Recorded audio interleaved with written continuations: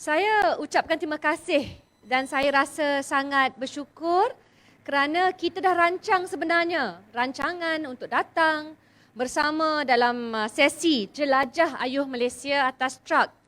Mungkin ada yang nampak ya, bila berfungsi truk ini bukan mudah saudara-saudari. Berfungsi truk ini adalah antara sumbangan hamba Allah yang telah bersama kita sejak tahun 2008. Kali pertama saya turun di negeri Kedah adalah di Pokok Sena. Ketika itu saya berucap di atas reban ayam yang tak begitu stabil. Jadi memang pada saya yang penting kita mampu untuk menyampaikan mesej kita. Kerana dalam negara Malaysia, seboleh mungkin bila kita minta nak dapat jawatan wakil rakyat, niat dia untuk mewakili rakyat bagi mempertahankan hak dasar dan juga program yang membantu rakyat. Jadi sebagaimana Datuk Zamri sebut tadi ya, kalau ada kecurian REE, orang Penang dah memberontak tu. Orang Penang dah bukan telangkup meja saja. Segala-gala kita lakukan kerana kita pilih kerajaan, kita pilih kepimpinan untuk menjaga bukan saja duit kita, ya, menjaga kebajikan kita, allowance, gaji, peluang pekerjaan, peluang pendidikan. Itulah antara urus takbir dan sebab utama kenegaraan. Saudara-saudari, kerana itu, bila disebut oleh Nurin tadi, saya tidak disangka-sangka ya, kerana antara tugasan dalam Parti Keadilan Rakyat, parti yang telah saya anggotai sejak tahun 1999. Aizuddin, kita bila fikirkan ya, daripada tahun pertama sebelum dalam koalisi ataupun gabungan Pakatan Harapan, Parti Keadilan Rakyat, bila kita datang untuk bertemu rakyat, memang kita pun tak sangka di pelbagai negeri, satu demi satu kita mendapat sokongan. Jadi janjinya ketika itu adalah untuk melaksanakan reformasi. Kerana kalau satu sahaja parti memerintah dan mengawal, bagaimana rakyat dapat rasakan pentadbiran yang berbeza? Dulu orang tak bincang sangat. Apa yang dapat diraih menerusi subsidi bagi pesawah padi di negeri Pulau Pinang. By the way, pesawah padi Pulau Pinang dapat RM500 diumumkan walaupun kita hanya ada tanah yang lebih kecil jumlahnya. Pesawah pun tak begitu ramai, tapi untuk pesawah seramai 5,262 orang, ini yang kita buat. Kita hargai mereka yang menjaga kedaulatan dan sekuriti makanan negara. Mengalahkan apa yang diumum dalam belanjawan peringkat pusat. Tapi saya nak katakan senario berubah. Sejak tahun 1999 sampailah hari ini. Ya, saya walaupun ya mengatakan tak disangka-sangka kemenangan dapat kita raih. Tapi satu demi satu di peringkat Pulau Pinang pun sama. Kita bermula dengan kerusi Parlimen Permatang Pauh. Tapi bila rakyat nampak ada kesan, ada impak, saudara-saudari, barulah lahirnya satu gerakan, satu kesedaran. Kita tak mau bak kata orang Cina, satu urus takbir yang huri-hutu, ya, yang tidak memikirkan tentang apa sebenarnya bagus untuk rakyat. Jadi pada malam ini, ramai isu dah disentuh. Saya nak bagi tahu bahayanya kalau kita bagi kuasa dengan sembrono. Arab, UMNO contohnya, lepas kalah dalam pilihan raya umum 2018, patutnya ada kesedaran, dia ada tawaduk, dia faham. Bagaimana anak sulung saya sebut, saya selalu sebut ni. Kita ahli parlimen, wakil rakyat, dia kerja kontrak kita 5 tahun maksima. Ya? Lepas kita bekerja, kita menjadi wakil rakyat, jaga amanah rakyat, kemudian pilihan raya, parlimen bubar, kita lalui proses untuk dapatkan satu lagi kontrak kalau rakyat sudi terima. Dia bukan soal dapat jabatan itu selama-lamanya. Jadi saya terkejut bila nampak secara gah Presiden UMNO dengan 38 sahaja ahli parlimen. Ahli parlimen ni ada 222 orang. Tapi dengan 38 orang, mereka desak untuk adakan pilihan raya ketika musim yang memang tengkujuh ni, musim banjir ni. Ia lebih teruk daripada sebelumnya dengan negeri Kedah, 3 kali banjir dalam 3 bulan. Kerugian lebih kurang 28 juta ringgit. Saudara-saudari, yang cakap ni bukan pembangkang. Yang cakap ni Met Malaysia, Jabatan Meteorologi Malaysia. Dari umum, tapi kerana mereka takut, dan ini dah ada saksi, dah ada video untuk menunjukkan kuasa tersebut menjadikan mereka mengatakan kami nak desak pilihan raya supaya kes-kes tidak melibatkan pimpinan kanan UMNO. Dengan keadaan begini, apa dah jadi dengan negara kita? Dia ada penggal tertentu yang harus kita laksanakan, dia ada masa tertentu, tapi nyawa rakyat, kerana pada kami pernah ada pilihan raya, bila masa pun terpaksa berhadapan. Bukan bawah pilihan kita. Bila ada bawah pilihan kita, kita utamakan nyawa rakyat. Hanya, kalaupun kita bersedia pada bila-bila masa, kita kena cari masa yang terbaik supaya keselamatan, kebajikan rakyat tidak diperlekehkan. Pagi tadi saya pergi ke salah sebuah balai polis di kawasan Pulau Pinang.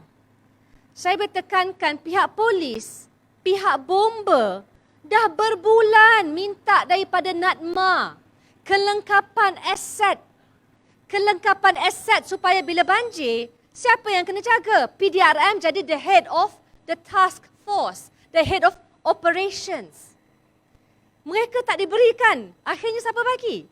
Kami, ahli-ahli parlimen. Kerana kami merasakan ia kerjasama dengan pihak berkuasa, dengan agensi penyelamat itu wajib. Itu penting. Walaupun terhad peruntukan, sama ada Balik Pulau, sama ada Permatang Pauh, sama ada Batu Kawan, sama ada Bukit Mentajam. Semua kami usahakan sikit-sedikit tong-tong untuk aset ini walaupun tidak sepenuhnya dapat kita lengkapkan. Kerana sebagaimana Nurin sebut, tanya di parlimen, NADMA dah siapkan itu ataupun ini. Tapi hakikatnya saudara-saudari, saya boleh kata, saya turun dan saya boleh sebut tak lengkap semuanya. Kalau dia takdirkan, na'udzubillah min zalik ya, banjir bah yang begitu teruk di seluruh zon utara ni, bagaimana nak memastikan kita siap siaga sepenuhnya? Atas dasar itulah, ini juga kebimbangan yang dibawa oleh pihak polis. Mereka kata YB, oh bukan YB lah sekarang ni yang harap-harap dapat bertanding, tapi kita terimalah keputusan pusat ya. Dia kata, Puan, saya nak maklum, kita memang ditugaskan untuk menjaga bila berlakunya banjir. Tapi bukan tugas kami untuk mengeluarkan orang untuk pergi mengundi. Jadi ada terhad, kami pun bimbang, kami memikirkan bagaimana nak buat. Maka atas dasar itu, kuasa tanpa tanggungjawab adalah sesuatu yang sangat bahaya. Saya minta satu, sebagaimana saya putuskan tahun 2008, Alhamdulillah, kali pertama saya bertanding, kita jelas dengan misi kita.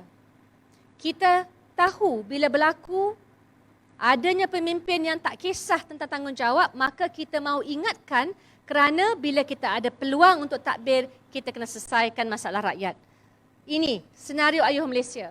Saudara-saudari, truk ini hanya dalam milik kami untuk sewaan selama 75 hari sahaja lagi.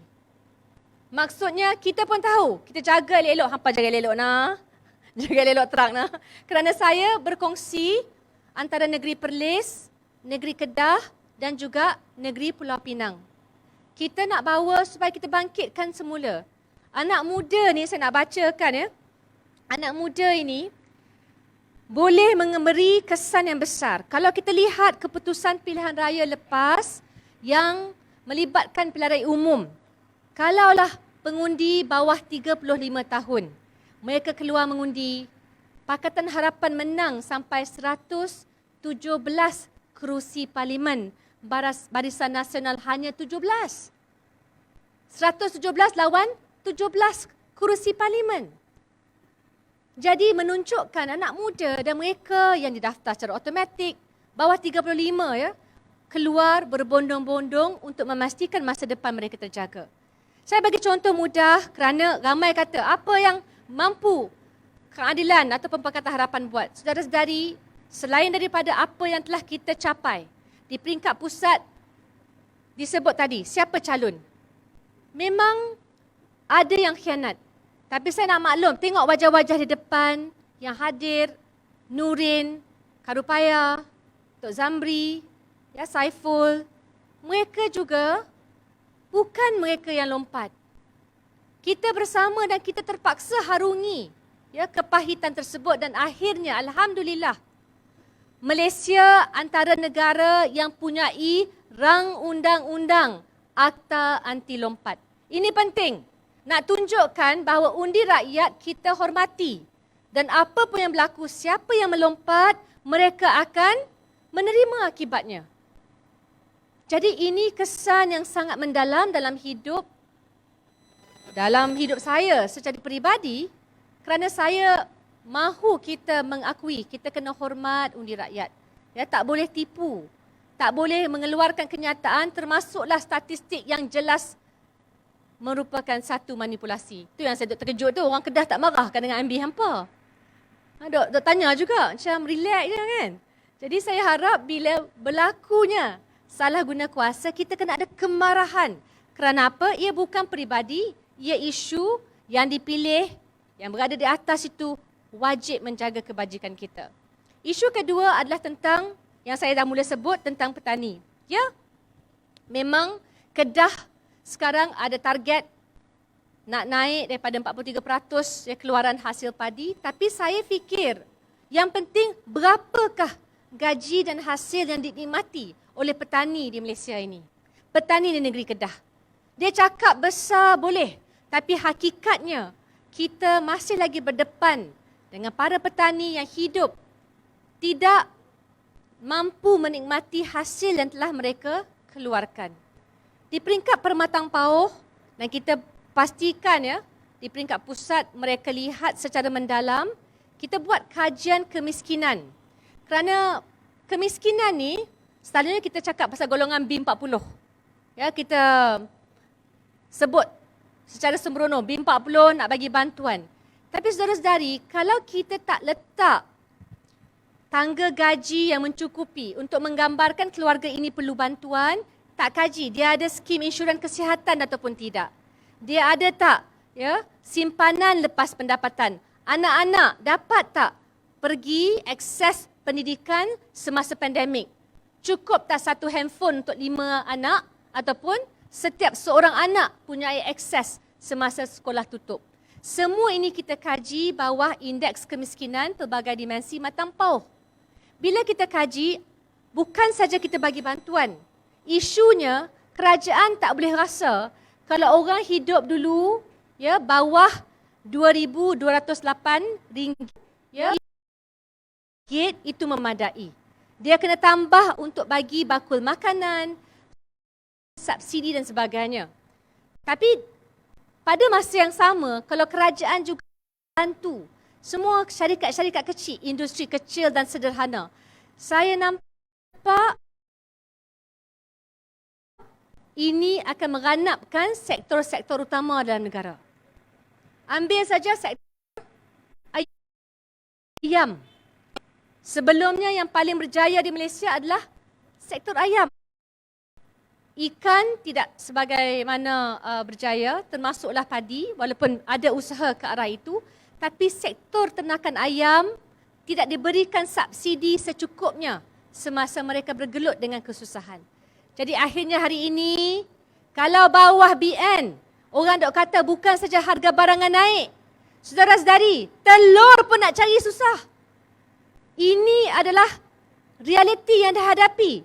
Tapi kita seolah-olah terpaksa dihidangkan dengan alasan demi alasan. Kerana itu, dalam segmen Ayuh Malaysia ini, kita pastikan sekuriti makanan, pemberian subsidi yang sudah pun dilaksanakan dalam negeri dan di negeri Pakatan Harapan.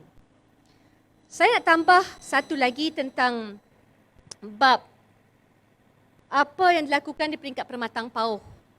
Kerana di Pulau Pinang, banyak yang merasakan industri dan pembuatan itu mencukupi.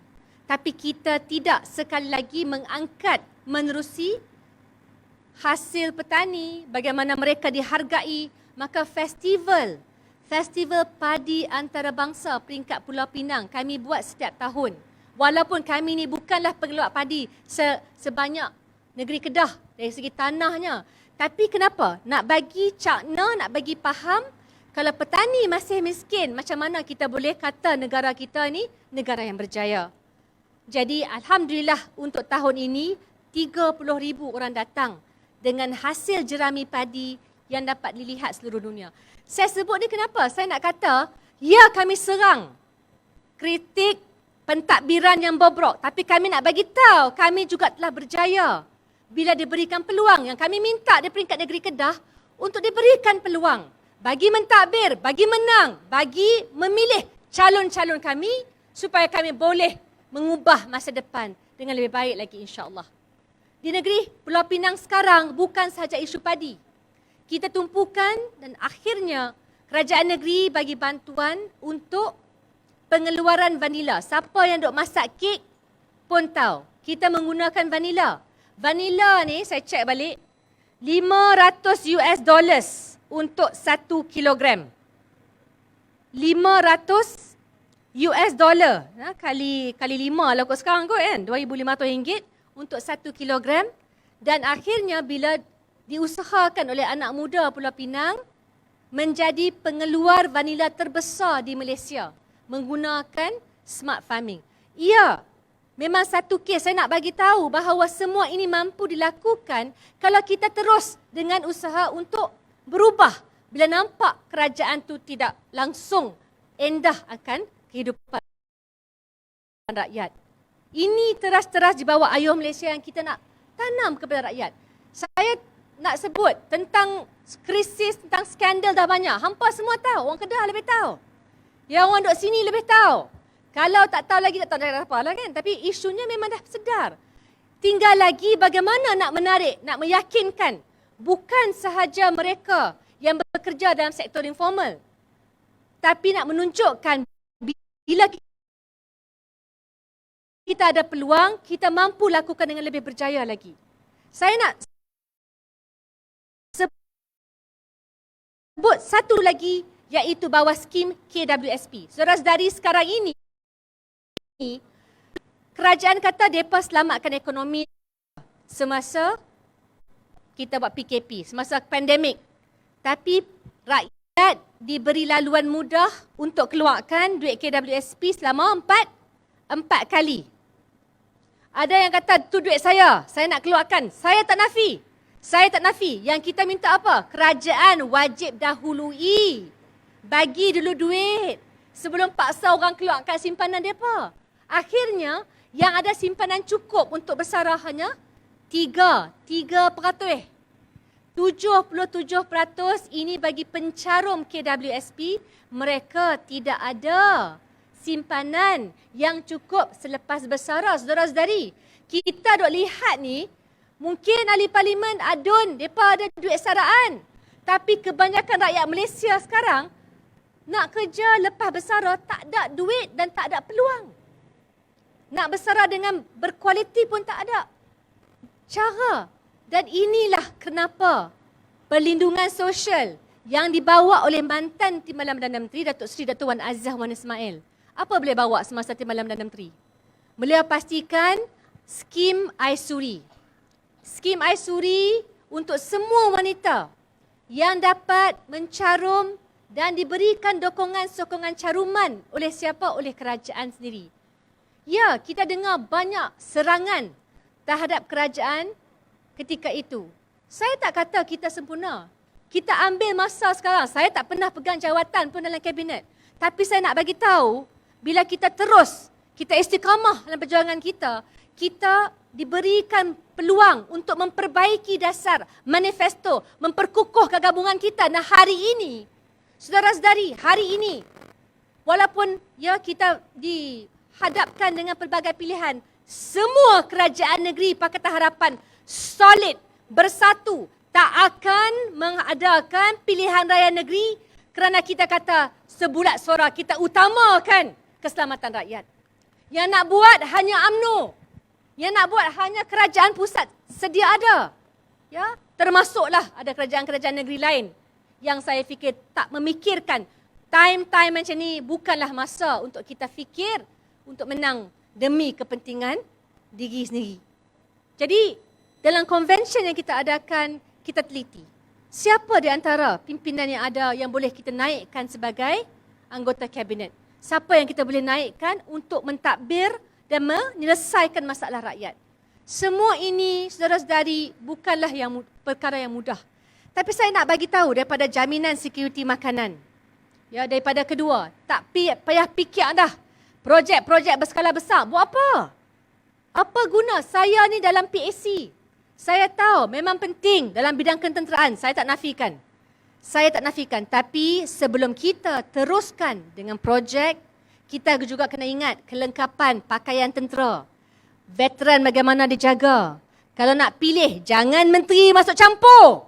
Biar dipilih secara profesional. Bentuk, jenis, design sekarang dah 5 bilion hangus. Siapa nak jawab? Siapa nak selesaikan? Mana apa nak jawab? Nak cari balik 5 bilion tu. Yang dicuri, saudara-saudari, cakap macam mana pun dah. Dari tahun ke tahun, kerugian itu akan bertambah. Dan inilah yang menjadi bahaya kepada kita. Kita lebih kaya dulu. Ya, tahun ni mungkinlah ada, ya, ada hasil petroleum yang lebih. Tapi saya nak bagi tahu tak cukup. Tak cukup kenapa? Kerana gaji pekerja. Bank Negara Malaysia kata gaji yang selesa RM2,600. Berapa orang antara kita, pekerja kita yang dapat gaji sebanyak itu? Maka, bila kita ke depan, di peringkat pentadbiran, kita kena selesaikan perkara-perkara ini dan kita kena pilih pemimpin terbaik. Saya tidak ada kuasa untuk memutuskan pencalonan. Tapi saya nak bagi tahu, di antara kita peringkat negeri Kedah, Perlis, Pulau Pinang, insya-Allah bukan sahaja kita ada rang undang-undang bagi mengikat, tapi kita akan pilih mereka hanya fokus untuk berkhidmat demi rakyat. Zalika Rupaya, saya berpesan tadi, you buat squad task force, tengok apa lagi yang boleh kita buat untuk bantu kerana khidmat ini berterusan. Ya, mungkin kita tak ada dana sepenuhnya. Masa penggal pertama, saya jadi ahli parlimen Lembah Pantai, saya terpaksa guna keseluruhan gaji allowance saya. Ketika itu tidak ada peruntukan yang diberikan kepada pembangkang. Tapi bila kita bergelar kerajaan, saudara-saudari, the first thing you do, kita juga bagi peruntukan bagi UMNO dan sewaktu dengannya. Maksudnya apa? Maksudnya kita tak ulangi segala ketidakadilan yang dibuat terhadap kita. Kami tak akan bagi pun syarat mereka nak minta bantuan, hang kena koyak keahlian PAS tu masuk keahlian kita. Hang kena bakar keahlian MIC tu, walaupun saya rasa Saravanan tak banyaklah buat benda yang baik, banyak tunggu kan, untuk join kita dulu. Tidak. Kita bagi secara selayaknya. Itulah antara syarat utama kenapa kita kena bantu rakyat tanpa mengira parti politik ataupun kaum. Yang seterusnya adalah pekerjaan. Yang saya bimbang sekarang, saudara-saudari, bila kita tidak benar-benar membina sektor-sektor tertentu. Sekarang ini, saya dah sebut tempoh hari di Merbuk. Ini bawa Datuk Saravanan. Itu yang saya rasa sangat kecewa bagi masyarakat India. Bukannya banyak pun ke portfolio kabinet. Tapi portfolio yang dipegang oleh sumber manusia ini adalah mengawal kemasukan pekerja asing. Dan ya, kita nak bagi pekerja tempatan peluang pekerjaan. Saya tak nafikan. Tapi saya nak bagi tahu, dalam tempoh peralihan ini, dia tak boleh 24 jam. Esok pecat semua pekerja, dapat semua pekerja tempatan. Secara serta-merta, tidak berlaku sedemikian. Sektor perladangan, siapa yang ada kilang tahu? Sektor perkilangan, pembuatan, sektor makanan dan ternakan. Semua sekarang ada ketandusan dan kekurangan pekerja. Jadi data-data statistik tak dapat saya bagi secara terbuka kerana tahulah kat Malaysia ni semua di bawah Akta Rahsia Rasmi. Tapi cukup untuk mengatakan sebelum kita salahkan Sebelum kita salahkan tekanan negara luar, kita tengok bawah kerajaan ini, apakah kelemahan dan kegagalan mereka. Berapakah jumlah pekerja yang mereka gagal luluskan. Sedangkan syarikat, dan syarikat ni saya tak cakap syarikat besar, saya tak cakap pasal konglomerat. Konglomerat ni berapa? 2% je dalam ekonomi Malaysia. 98% adalah SME. Semua IKS tu, industri kecil, mikro, sederhana, semua tu. Mereka duk tunggu pekerja. Datang pi pejabat tu sebelum subuh. Pukul 11 pagi dah penuh dah semua. Tak boleh dapat dah levy. Jadi saya nak katakan, dalam keadaan itu, mereka pun tak ada duit untuk bayar gaji 1,500. Mereka pun tak dapat naikkan gaji. Mereka pun lingkup, tutup kedai. Akhirnya siapa yang rugi? Negara kita.